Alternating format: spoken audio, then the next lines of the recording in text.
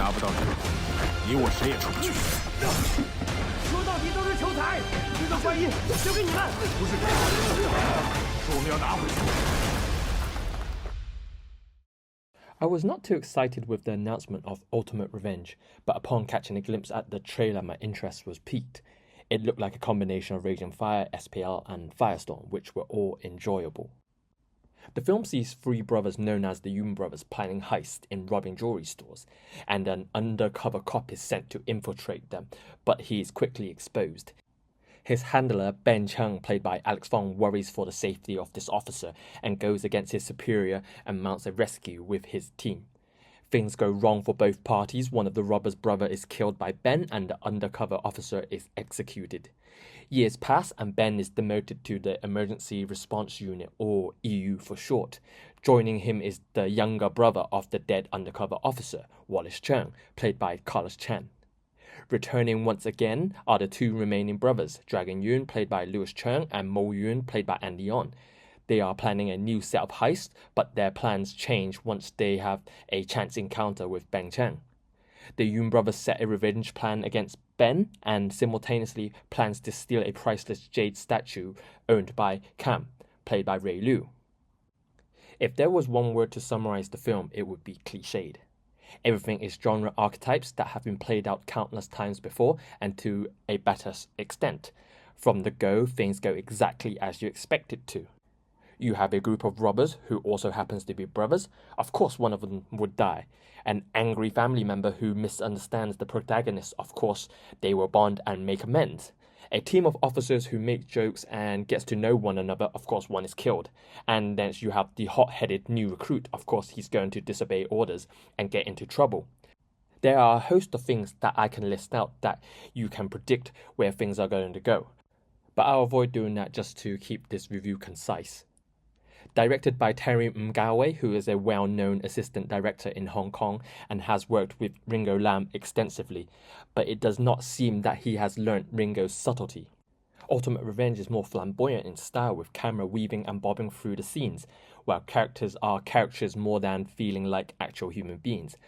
At times, there are hints of Wilson Yip, Ringo Lam, Johnny To, and even Benny Chan. But that is all it is, just hints of these filmmakers. Where the film excels is in its style, where we see moments of stillness, like the moment where we see a bunch of cops and robbers bumping into each other in the corridor, and both aim their guns at each other around the corner. The camera pulls back and is very reminiscent of Johnny To. It's these moments that create tension that makes the film more engaging, but they are few and far between. You will not see any of the nuisances of character development seen in the likes of Ringo films. In fact, the film is very conflicting, where time and time again we are shown flashbacks of how loving and bonding the criminals are. But then we cut to the present where they are doing horrible acts of robbery and murder. Despite the film's best effort to make you care about these siblings, it always falls flat because of how clunky the dialogue is, and on the nose everything is dished out to the audiences. Terry spends more time developing the villains than the heroes of the film. Alex Fong is barely a character. He's the archetype all-round good guy who just wants to do the right thing. And that leads me to the casting, which is also a mixed bag. Louis Cheung plays the older brother, but he lacks the commanding persona and fails to emit any menace or fear. Andy On plays the second brother, and he is at odds with the others as he speaks very broken Cantonese.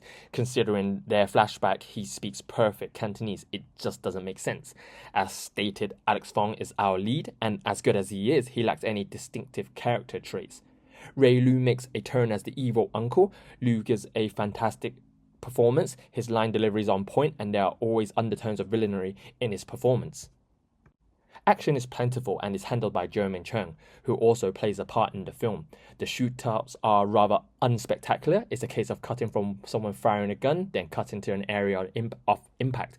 Everyone can expend so much ammo, yet barely hit anyone, and it's laughable considering how close in proximity the firefights always happen to be. While things start off as a standard shootout film, it soon ventures into a martial arts film where we see Carlos Chan and Cheung facing off against Andy On and Louis Cheung in a very stylized fight scene that is at odds with the quote-unquote realism that the first half of the film was striving for. The fight itself is pretty decent, marred by some wonky punches and kicks that lack impact, but there are some nice combinations thrown in.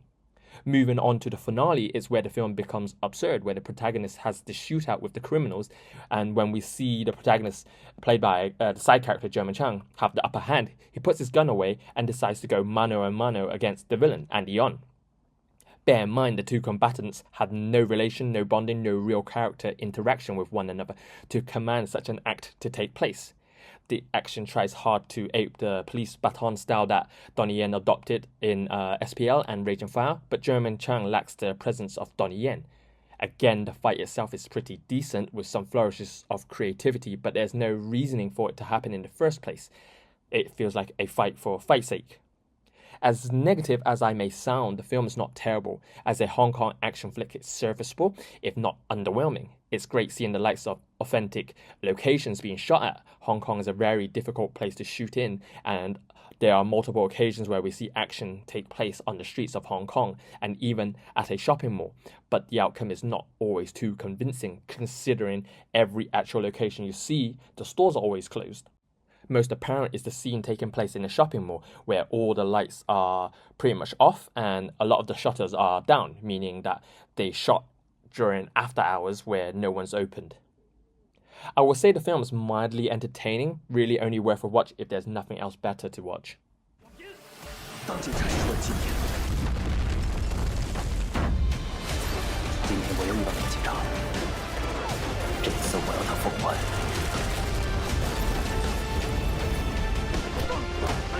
杀了我哥哥，血债血偿。他回来不是为钱，是为报仇。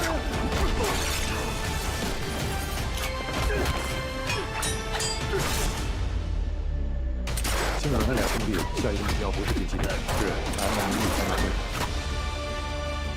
我绝对拿不到这个，你我谁也出不去。